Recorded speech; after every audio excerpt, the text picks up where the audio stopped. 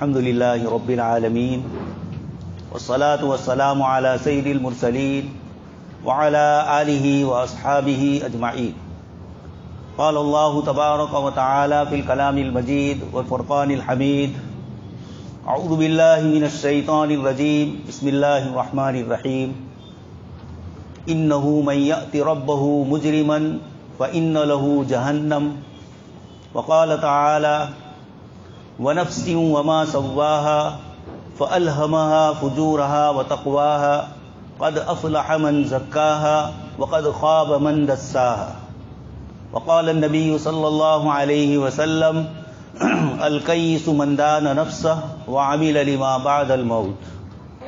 صدق الله العظيم وصدق رسوله النبي الكريم ونحن على ذلك لمن الشاهدين والشاكرين والحمد لله رب العالمين. محترم و مکرم حضرات علماء کرام اور ایمان والے بھائیوں، گزشتہ جمعہ سے اگلی جمعہ کو سیدنا حضرت آدم علیہ السلام اور ان کے دو بیٹوں کا قصہ ذکر کیا گیا تھا. روئے زمین پر ہونے والا سب سے پہلا یہ گناہ اللہ تبارک و تعالیٰ نے اس کو اپنے پاک کلام میں ذکر فرمایا اور یہ ارشاد فرمایا تھا وَاتْلُ عَلَيْهِمْ نَبَأَ ابْنَيْ آدَمَ بِالْحَقِّ، کہ آپ سیدنا آدم علیہ السلام کے بیٹوں کا سچا قصہ لوگوں کے سامنے ذکر فرمائی. اور آگے ان دونوں بھائیوں کے درمیان آپس میں ایک مسئلہ کھڑا ہوا. ایک بھائی دوسرے بھائی کو قتل کرنے کے لیے تیار ہو گیا. اس موقع پر دوسرے بھائی نے کہا لئن بسطت الی یدک لتقتلنی ما انا بباسط یدی الیک لاقتلک، تو اگر مجھے قتل کرنے کے لیے ہاتھ اٹھائے گا بھی تو میں نہیں اٹھاؤں گا. انی اخاف اللہ رب العالمین، میں خوف کرتا ہوں رب العالمین کا. اس سلسلے میں ذکر کیا گیا تھا کہ دنیا میں اس وقت جتنے گناہ ہو رہے ہیں، پہلے بھی ہوتے تھے. آپ صلی اللہ علیہ وسلم کی تشریف لاتے وقت بھی دنیا میں بہت ساری چیزیں تھیں، لیکن آپ صلی اللہ علیہ وسلم نے اس دنیا کو امن کا گہوارہ کیسے بنایا. گناہ کے سلسلے میں آپ صلی اللہ علیہ وسلم نے انسانوں کو کیسا تصور کروایا، اور اس کی روشنی میں انسانوں نے گناہ چھوڑا. بلکہ اگر ارتکاب ہو گیا تو آپ صلی اللہ علیہ وسلم کی مجلس میں آ کر اس کو اپنے گناہوں کا اقرار کر کے اپنے آپ کو پاک اور صاف کروایا. کلام پاک کی جن آیات کے آپ حضرات کے سامنے میں نے اس وقت تلاوت کی، اس میں بھی اللہ تبارک و تعالیٰ یہی فرماتے ہیں انہ من یأت ربہ مجرما فإن له جہنم لا يموت فیہا ولا یحیا، کہ جو جرم کے ساتھ گناہ کے ساتھ اللہ پاک کے دربار میں آئے گا فإن له جہنم، اللہ پاک کی طرف سے اس کے لیے جہنم کی سزا ہے، جہاں نہ اس کو زندگی ملے گی نہ موت ملے گی، دونوں کے بیچ میں ہوگا. اور آگے ارشاد فرمایا وَمَن يَأْتِيهِ مُؤْمِنًا قَدْ عَمِلَ الصَّالِحَاتِ فَأُولَٰئِكَ لَهُمُ الدَّرَجَاتُ الْعُلَىٰ جَنَّاتُ عَدْنٍ تَجْرِي مِن تَحْتِهَا الْأَنْهَارُ خَالِدِينَ فِيهَا وَذَٰلِكَ جَزَاءُ مَن تَزَكَّىٰ. اور جو شخص ایمان اور اعمال صالحہ کے ساتھ ہمارے یہاں آئے گا اس کو جنت ملے گی، وہاں کسی طرح کی تکلیف اور پریشانی اس کو نہیں ہوگی.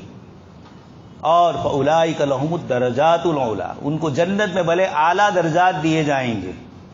اور آگے ارشاد فرمایا وَذَٰلِكَ جَزَاءُ مَن تَزَكَّىٰ، یہ بدلہ ہے ان بندوں کو جنہوں نے اپنے نفس کو پاک کر دیا، صاف کر دیا، گناہ سے اپنے آپ کو بچانے کی کوشش کی، اور اگر ہو گئے تو توبہ اور استغفار کے ذریعے اپنے گناہوں کی معافی کروائی.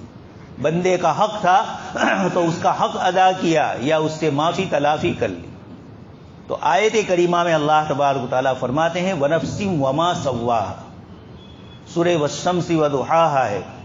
اللہ تبارک و تعالیٰ نے اس کے اندر سورج کی اور اس کی روشنی کی، رات کی اور اس کی تاریکی کی، زمین کی اور زمین کے بنانے والے کی، آسمان کی اور آسمان کے بنانے والے کی، ان سب چیزوں کی اللہ تبارک و تعالیٰ نے قسمیں کھائی.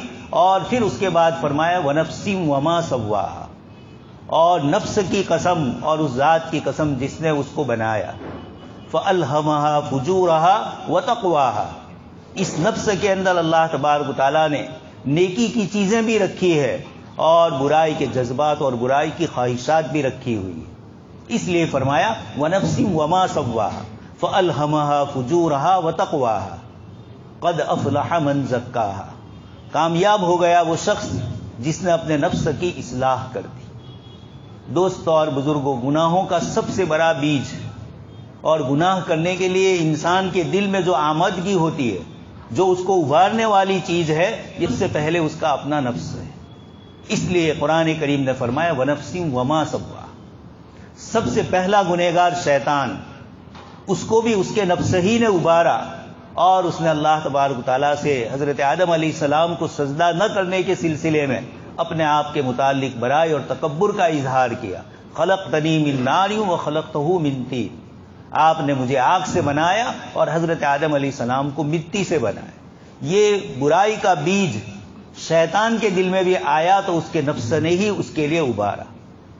اس لیے جناب نبی اکرم صلی اللہ علیہ وسلم دنیا سے گناہوں کو مٹانے کے لیے اور کم کرنے کے لیے جو آپ صلی اللہ علیہ وسلم نے اس کی تدبیریں اور اس کا علاج بتلایا، اس کے اندر یہی فرمایا اِنَّهُ مَن يَأْتِ رَبَّهُ مُجْرِمًا۔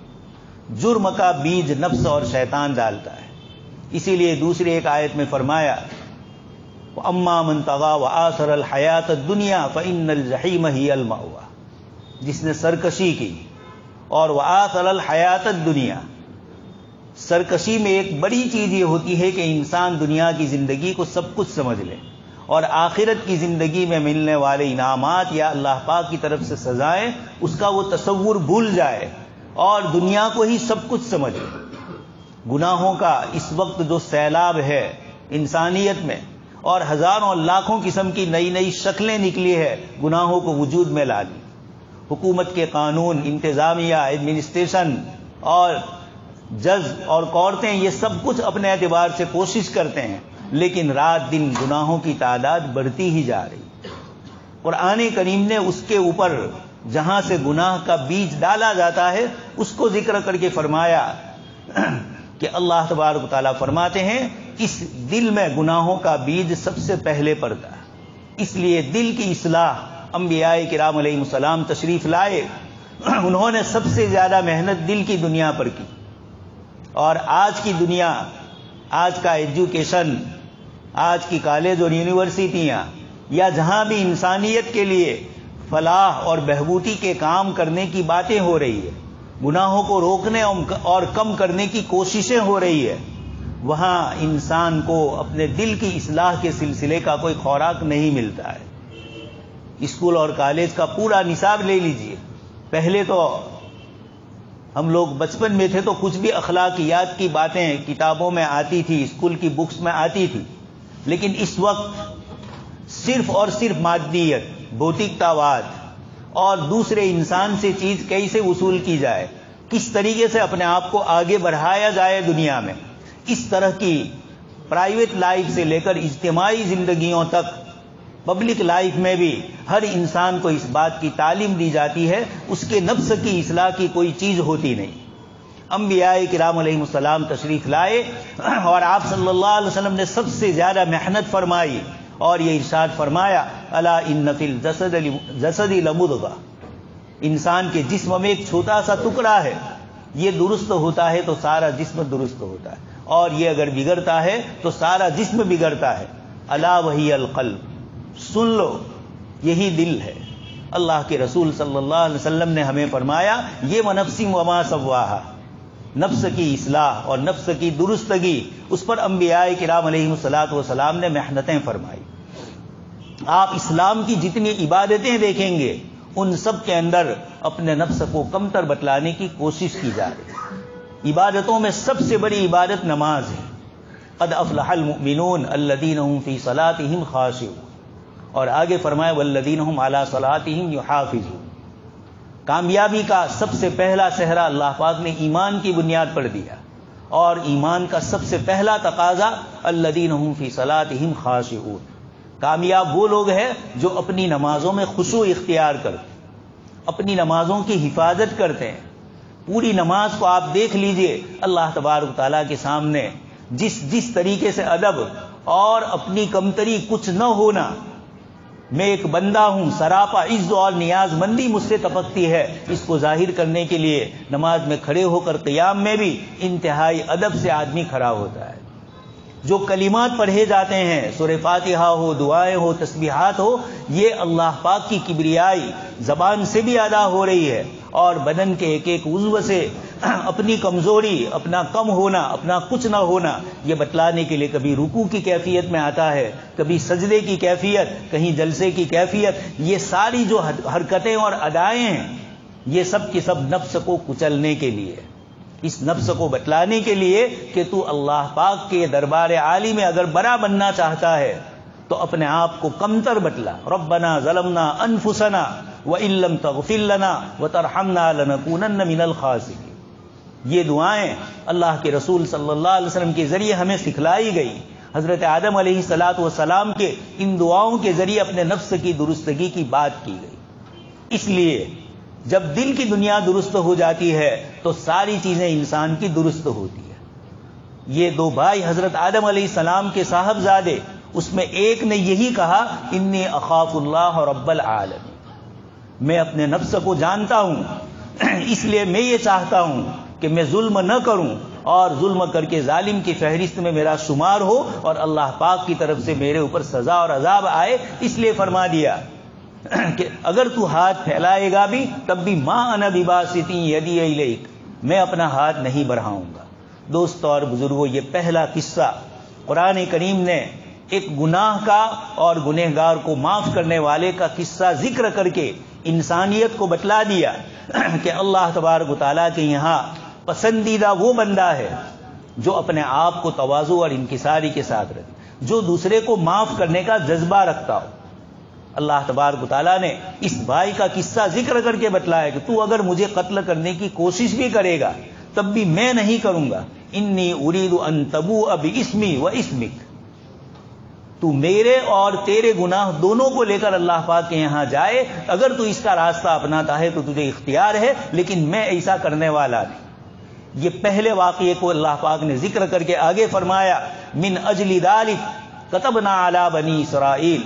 اللہ پاک فرماتے ہیں کہ یہ گناہ کا صدور ہوا اور پھر اس کے بعد اللہ تبارک و تعالیٰ کی طرف سے قانون نافذ ہوا اور اللہ تبارک و تعالیٰ نے بنی اسرائیل پر حضرت موسیٰ علیہ السلام کے ذریعے پورا اسلامی قانون کا نظام ذکر کیا۔ اسی صورت میں آگے اللہ تبارک و تعالیٰ انما جزاء الذین یحاربون اللہ، اس کے ذریعے جناب نبی اکرم صلی اللہ علیہ وسلم مجرم کا جیسا گناہ ہوگا اس کے مطابق قانون اس پر عمل کرے گا، اس کو آگے آیت کریمہ میں ذکر فرمایا۔ یہ گناہوں کے جتنے اسباب ہو سکتے ہیں یہ سارے کے سارے بند کرنے کے لیے اللہ تبارک و تعالیٰ نے مختلف چیزیں ذکر فرمائی۔ سب سے پہلے گناہ کا تصور جب آدمی کرتا ہے تو اللہ پاک نے اپنی کبریائی اور اپنی بڑائی اور اپنی عظمت کو ذکر کیا۔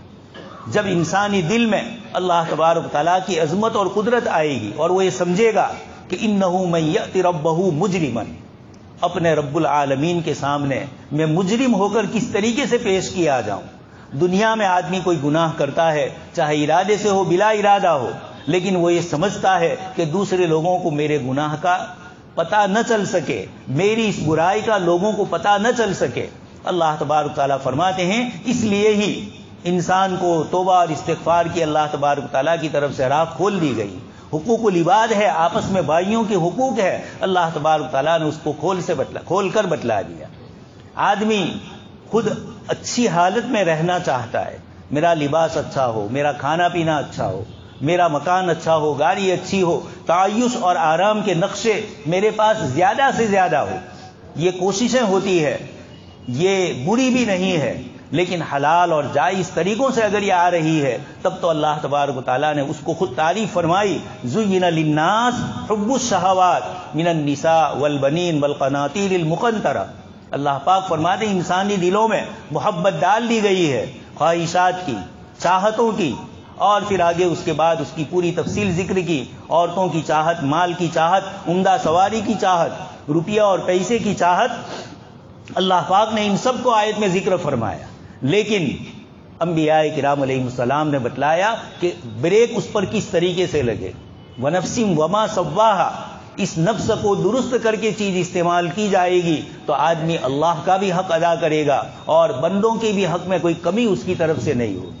اور اگر ان چیزوں کو چھوڑ دیا تو فَإِنَّ لَهُ جَهَنَّمَ لَا يَمُوتُ فِيهَا وَلَا يَحْيَا. وہاں کی زندگی ایسی ہے وہاں نہ زندگی ہوگی نہ موت ہوگی. آدمی کو ستایا تکلیف دی جائے گی.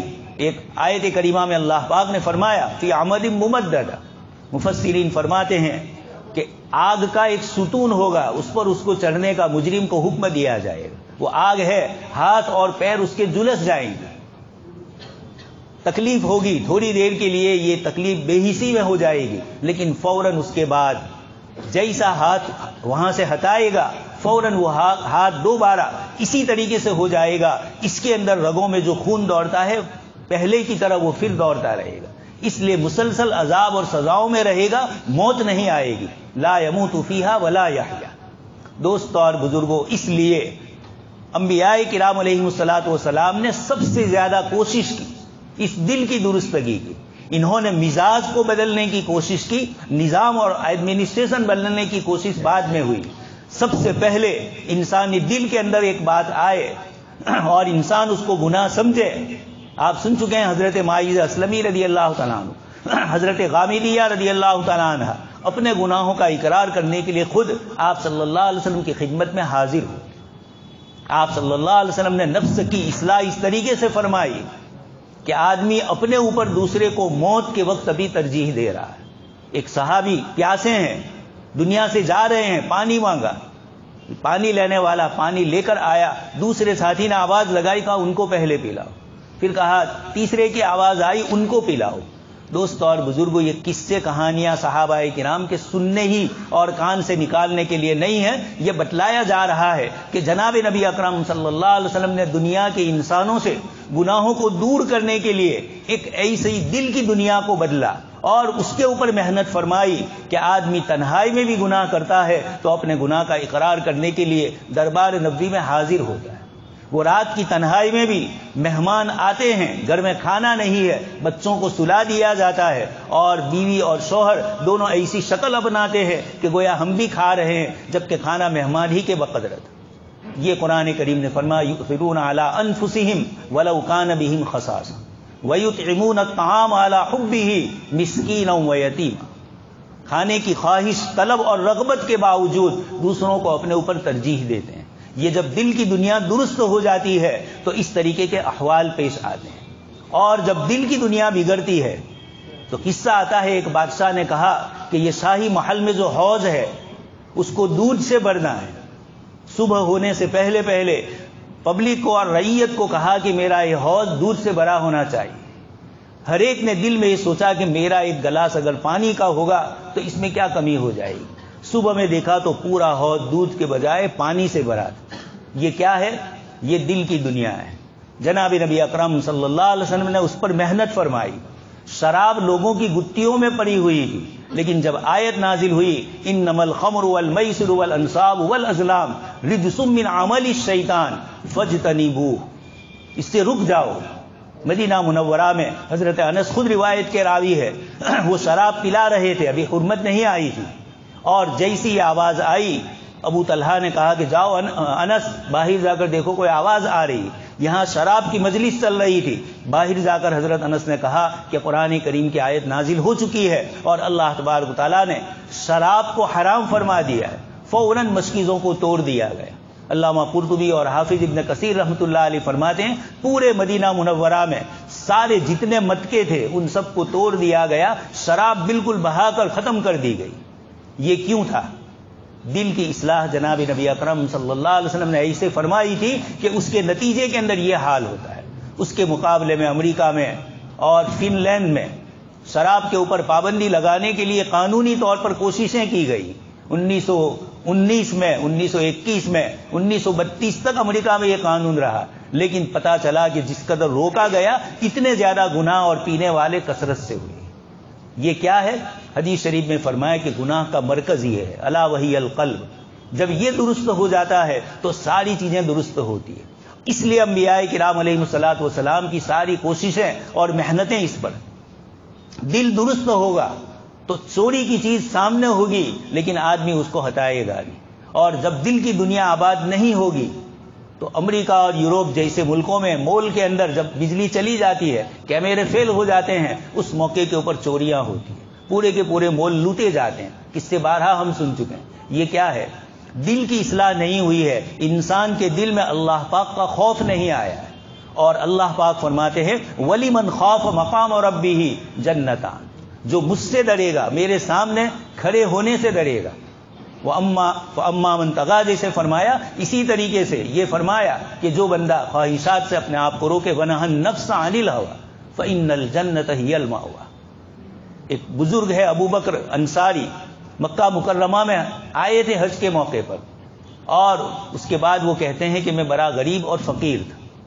مجھے راستے میں ایک تھیلی ملی اور وہ سونا اور ہار کی تھیلی تھی. میں نے اس کو لے لیا اور لے کر اپنے کمرے میں آ گیا جہاں ٹھہرے تھے.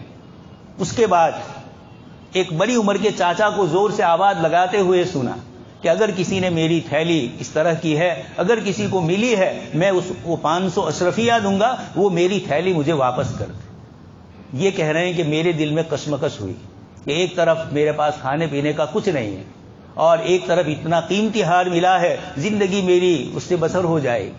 لیکن جناب نبی اکرم صلی اللہ علیہ وسلم کی ایک روایت فرماتے ہیں، مجھے یاد آ گئی کہ جو آدمی اپنا حق وصول نہ کرے اور دوسرے کے حق کو بھی ادا کرے اور اپنے حق پر دوسروں کو ترجیح دے تو اللہ تبارک تعالیٰ اس کو جنت میں اعلیٰ مقام عطا فرمائیں. یہ روایت سامنے آئی. میں نے اس بزرگ کو کہا کہ چلو میرے ساتھ. میرے کمرے میں لے گیا اور بتلایا کہ تھیلی ایسی ایسی کیا ہے، علامتیں پوچھی. اس نے بتلایا. یہ تھیلی اس بڑی عمر کے بزرگ کو انہوں نے واپس کر دی. انہوں نے 500 چاہی، اس سے بھی اللہ کا خوف پیدا ہو گیا کہ کس کی وجہ سے میں لے رہا ہوں. انکار کر دیا. یہ فرماتے ہیں اس کے بعد مکہ میں میری زندگی کافی دوبھر ہوئی. میں نے چاہا کہ سفر کر کے میں کہیں اور جاؤں. وہ زمانہ تھا کشتیوں کے سفر کا. یہ کہتے ہیں کہ جدہ سے میں بیٹھا، اس زمانے کی کشتیوں کے حساب سے کسی ایک جزیرے نے جا کر ہم کو وہاں اتار دیا کشتی نے. اب میں نے سوچا کہ یہاں کچھ روزی روزگار مل جائے، تو چونکہ کچھ قرآن کریم جانتے تھے اور لکھنا پڑھنا بھی جانتے تھے، قصہ بہت پرانا ہے، تو اس بستی والوں میں مسلمان تھے سب. انہوں نے دیکھا کہ ایک آدمی آیا ہے اور لکھنا پڑھنا بھی جانتا ہے، تو اپنے بچوں کو لکھنا پڑھوانا سکھلایا. پھر نماز کے لیے بھی ان کو امام بنایا.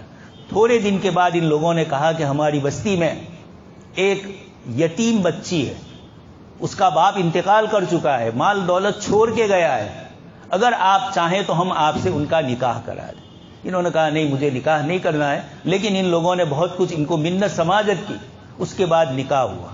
یہ ابو بکر انصاری صاحب فرماتے ہیں کہ رات کو جب بیوی کے گلے میں نے دیکھا تو یہ وہی ہار تھا جو مجھے وہاں راستے میں مکہ مکرمہ میں ملا تھا، اور میں نے اس کے باپ کو واپس کیا تھا. میں نے دیکھا تو مجھے تعجب ہوا. میں نے اس سے پوچھا کہ کیا مانگ رہا ہے؟ تو گاؤں کے لوگوں نے کہا کہ بات یہ ہے کہ یہ ایک نوجوان کی تلاش میں تھے کہ اگر وہ مجھے مل جائے تو میں اپنی بچی کی شادی اس سے کروا دوں، اس لیے کہ مجھے ایک ہی نوجوان ملا تھا جس نے میری اتنی اشرفیوں کی چیز مجھے واپس کر دی اور میرے پاس سے کوئی بدلہ نہیں لیا. دوستوں اور بزرگوں، وہ ہار کہتے ہیں ابو بکر انصاری کہ اگر میں وہاں سے لیتا تو چوری کا ہوتا. میں نے اپنے نفس پر کنٹرول کیا. مقدر کی روزی جو اللہ پاک کی طرف سے ہوتی ہے وہ مل کر رہتی ہے. یہی ہار میری بیوی اپنے ساتھ لائی، اور جب میں نے اس کو قصہ سنایا تو اس نے کہا کہ میرے والد تم کو بہت تلاش کرتے تھے کہ میں اسی نوجوان کے ساتھ میری بیٹی کی شادی کراؤں، لیکن آپ ملے نہیں، اس لیے والد تو اسی حال میں انتقال کر گئے. یہ ابو بکر انصاری کہتے ہیں کہ تھوڑی مدت کے بعد بیوی کا بھی انتقال ہوا، بچوں کا بھی، اور یہ پورا حال مارے وراثت کے طور پر مجھے مل گیا. دوستوں اور بزرگوں، یہ نفس کی درستگی پر جب آدمی رہتا ہے اپنے نفس کی اصلاح کے لیے، تو مقدر کی جو چیز اللہ پاک کی طرف سے ہوتی ہے وہ مل کر رہتی ہے. یہ بزرگ نے اس طریقے سے کیا. ایک بہت بڑے بادشاہ ملک شاہ سلجوقی، ان کے آدمیوں نے ایک عورت کے بچے کو قید کر دیا تھا. اس عورت کو پتا چلا کہ میرے بیٹے کو ناحق پولیس والوں نے پکڑ لیا ہے. یہ عورت جا رہی تھی بادشاہ کو ملنے کے لیے. اتفاق سے پتا چلا کہ بادشاہ کی سواری ایک پل کے پاس سے گزر رہی ہے. یہ بڑھیا وہیں کھڑی ہو گئی اور کھڑے ہو کر اس نے کہا کہ بادشاہ سلامت، میرا انصاف اس پل پر کرنا ہے یا پل صراط کا انتظار کرنا؟ بادشاہ بھی نیک تھا، ملک شاہ سلجوقی، اس نے کہا کہ نہیں، وہاں کی کون تاب لا سکتا ہے، وہاں حساب کتاب کون دے سکتا ہے، یہیں اسی پل پر میں حساب میں دیتا ہوں۔ بڑھیا نے کہا کہ میرا بچہ ناحق قید کر دیا گیا، اس کو چھڑا دو۔ بادشاہ نے فوراً حکم دیا اور اس کا بچہ صحیح سلامت آ گئے۔ وہ بادشاہ تھے لیکن دل میں اللہ پاک کا خوف تھا، اس لیے اللہ پاک فرماتے ہیں اس دنیا کے نظام کو ہم نے اپنے خوف کے ساتھ وابستہ کیا، اس لیے پہلے آدم علیہ السلام کے بچے کے ذریعے انی اخاف اللہ رب العالمین، کہ میں رب العالمین ہی کا خوف کرتا ہوں۔ یہ ایسا ایک تصور ہے جو آدمی کو رات کی تنہائیوں میں بھی بے چین کرتا ہے، گناہ کرنے کے بعد اس کے دل میں خطر محسوس ہوتی ہے۔ اس لیے دنیا سے خطاؤں کو، سزاؤں، جرموں کو اور مختلف قسم کے جو کرائم ہو رہے ہیں ان سے اگر بچانا ہے، جناب نبی اکرم صلی اللہ علیہ وسلم نے پریکٹیکل کر کے بتلایا، لقد کان لکم فی رسول اللہ اسوۃ حسنہ، آپ کی زندگی میں بہترین نمونہ ہے۔ وہ نمونہ یہی ہے کہ دنیا کی حکومتیں اگر آپ صلی اللہ علیہ وسلم کی تعلیم کے مطابق انسانوں کے دلوں میں خوف پیدا کرے گی، لیکن سارے نظام تعلیم سے، پورے ایجوکیشن کی سسٹم سے اللہ کا خوف اور خشیت بالکل نکال دی گئی ہے۔ بھوتک تواد اور مادیت کا اتنا غلبہ ہے کہ رات دن دماغ سوچتے بھی ہے تو کسی کے پاس سے کیسے وصول کیا جائے، کس طریقے سے مال و دولت کو جمع کیا جائے، حلال سے آئے یا حرام سے آئے۔ اور پھر جرموں کی مختلف لائنیں، جتنی سائنس نے ترقی کی، ٹیکنالوجی نے ترقی کی، گناہ اس سے آگے بڑھ رہے ہیں۔ مجرمین الگ الگ قسم کے گناہ کرتے ہیں اور اس کے باوجود کوئی کسی کو رینک کسی کی کھڑی نہیں ہو رہی۔ دوستو اور بزرگوں، یہ جناب نبی اکرم صلی اللہ علیہ وسلم نے انسانوں کو بتلایا کہ شراب کیسے ساقط ہو جاتی۔ اسی لیے ایک انگریز کہتے ہیں کہ حضرت محمد صلی اللہ علیہ وسلم نے دنیا کو دو بڑی چیزیں عطا فرمائی، ایک بھائی چارگی اور محبت، اور دوسرا شراب پر پابندی۔ اس کے ذریعے انسان اپنی عقل ہی کھو دیتا ہے، پاگل ہو جاتا ہے۔ اسلامی شریعت میں یہ جو عقل اللہ نے دی ہے، اس کو بڑھانا، اس کو آگے کرنا اور عقل میں ترقی کرنا، یہ اللہ پاک کو پسندیدہ ہے۔ اس لیے تعلیم اور تعلم کے ذریعے، سیکھنے اور پڑھنے کے ذریعے بنائے اور اس طریقے سے انسان کی عقل کو اور زیادہ آگے کی۔ اس عقل کو اگر تکلیف دیتی ہے شراب کی چیز، تو جناب نبی اکرم صلی اللہ علیہ وسلم کے ذریعے وہ کہہ رہے ہیں کہ ہزاروں لاکھوں انسانوں کو شراب سے روک کر آپ صلی اللہ علیہ وسلم نے سماجیات کے بہت سارے مسائل حل کر دی۔ یہی بات سوامی وویکانند نے بھی کہی کہ جناب نبی اکرم صلی اللہ علیہ وسلم جو اسلام میں شراب کو حرام کر کے، اس لیے کہ ام الخبائث، ام الفواحش، سارے گناہوں کی جڑ شراب پی لی، اب وہ عملی زندگی میں انسان رہا ہی نہیں ہے، وہ کچھ بھی بک سکتا ہے، اس کی زبان سے کوئی بھی چیز نکل سکتی ہے، کسی پر تہمت لگائے، کسی پر ہاتھ اٹھائے۔ اس لیے حدیث شریف میں اور جناب نبی اکرم صلی اللہ علیہ وسلم کی تعلیمات کے علاوہ فقہ کی کتابوں میں شراب اور اس طرح کی برائیوں سے روکا گیا۔ افسوس ہے کہ یہ ساری چیزیں امت مسلمہ میں جو غیروں کی تھی وہ ہم میں آ گئی۔ روزی روزگار کمانے کے ذریعے حاصل کرنے کی محنت کرنی چاہیے، اس کے بجائے موبائل کے لمبے لمبے اوقات موبائل میں صرف ہو رہے ہیں۔ جو روزگار کمانے کے ذریعے ہیں وہاں محنت نہیں ہو رہی ہے اور بیکار بننے کی ہو رہی ہے۔ یہ اقبال کہتا ہے تیرے قتل کے چرچے ہیں آسمانوں میں، دنیا کہاں جا رہی ہے؟ اور ایک مسلمان ابھی اسی چہار دیواری کے اندر، اسی پرانی لتوں اور برائیوں کے اندر رہے گا۔ وَأَنْتُمُ الْأَعْلَوْنَ إِن كُنتُم مُؤْمِنِينَ، ایمانی صفات کے بغیر یہ حاصل نہیں ہو سکتا۔ اللہ پاک سے دعا ہے کہ اللہ تبارک تعالیٰ کہی سنی باتوں پر ہم سب کو عمل کرنے کی توفیق نصیب فرمائے۔ آمین۔ وآخر دعوانا